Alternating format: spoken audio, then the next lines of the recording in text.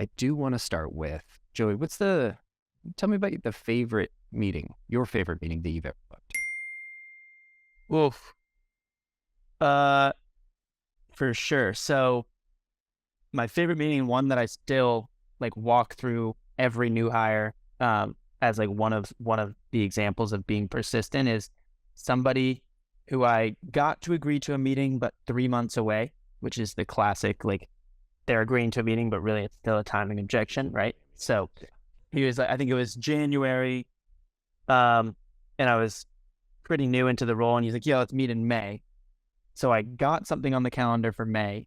The next day, he posted something on LinkedIn, and I messaged him like, "Hey, like," and basically like, pitched him again based on his post, and was like, "Given that, any chance we can push up that May meeting to next week or early February?"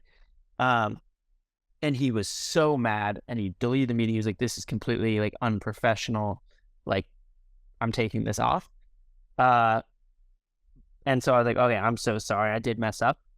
Once I got more into the role, I reached back out and I was like, hey, I was a few weeks into the role. I want to admit, like, I pushed too much there. I completely like regret how I dealt with that and just owned up to the mistake.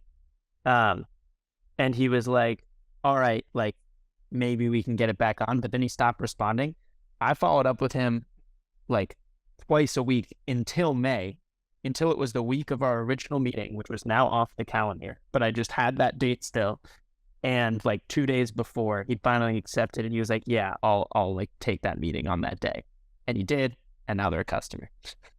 Yes. Yeah.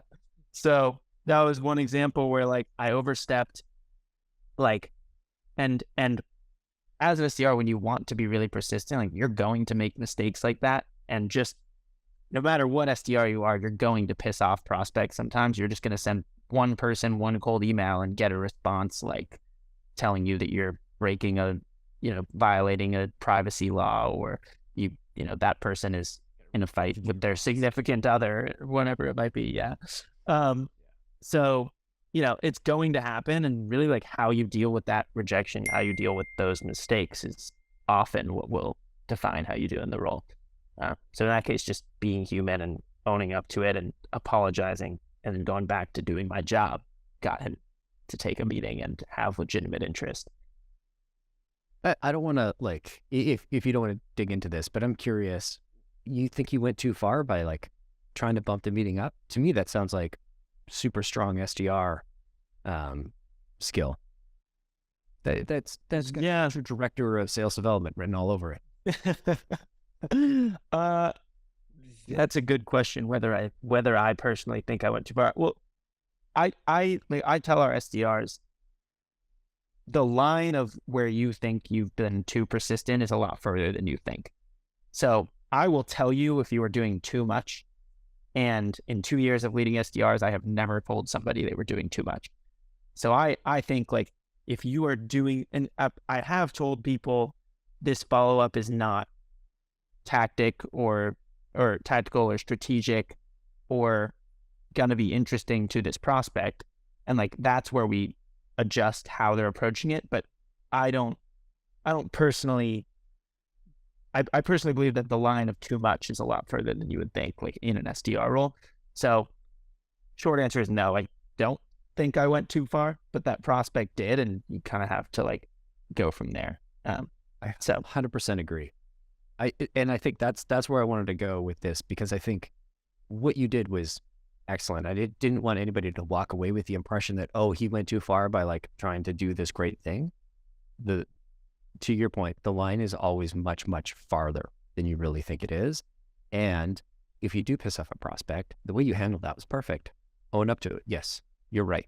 I made a mistake. I was having a similar conversation with one of our reps, and I was like, if a customer's wrong, like and you're arguing over something, there's no sense in like trying to pin them to the ground if you can just find a way to move the conversation forward. There is no great scoreboard that's keeping track of like, Colin was right this many times out of this many. Like if you could just find a way to move it forward, it doesn't really matter. That's what we're trying to do here. We're just trying to take this pin and move it another 2 feet down the road. And like, just, you keep stacking those and we're finally going to make progress. exactly. And in that case with that person, I was trying to like build a trusting relationship with him. In that moment, I failed at doing that.